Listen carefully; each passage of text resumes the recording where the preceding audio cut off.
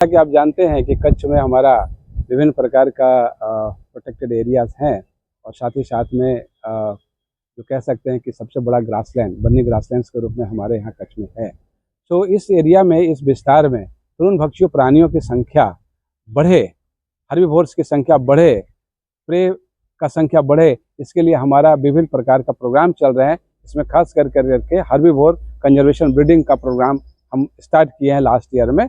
इसमें spotted deer, black buck और चिंकारा, ये 3 स्पेसीज को ध्यान में रखते हुए हमारा ये ब्रीडिंग का प्रोग्राम चल रहा है। इसके लिए हम लोगों ने डिफरेंट जगह से जो ब्रीडिंग स्टॉक्स हैं उसको हमने वहाँ पे से यहाँ पे कच्छ में लाए हैं। और ये कहते हुए मुझे बहुत खुशी हो रही है कि पिछले कुछ समय पहले जो हम लोगों ने चीतल का जो यहाँ पर रिलीज़ किया था, ब्लैक बक का रिलीज़ किया था, तो वो नए बच्चे भी देखने को हमें मिल रहे हैं। तो एक सुंदर सा घासिया मैदान हो और एक सभाना जो कह सकते हैं कि जंगल का एक लैंडस्केप हो, उसमें एक हर्बीवोर्स का जब रिलीज़ होता है तो बहुत अच्छा है।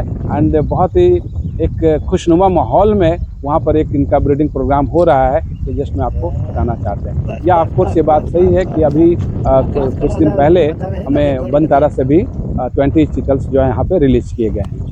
तो अभी तक करीबन इस विस्तार में करीबन 200 के आसपास में हम लोगों ने स्पॉटेड डियर, ब्लैक बक और दूसरे जो तृणभक्षी प्राणी हैं हमने यहाँ पर रिलीज़ किया है और उसमें डायरेक्टली ब्रीडिंग का काम कर रहे हैं जी।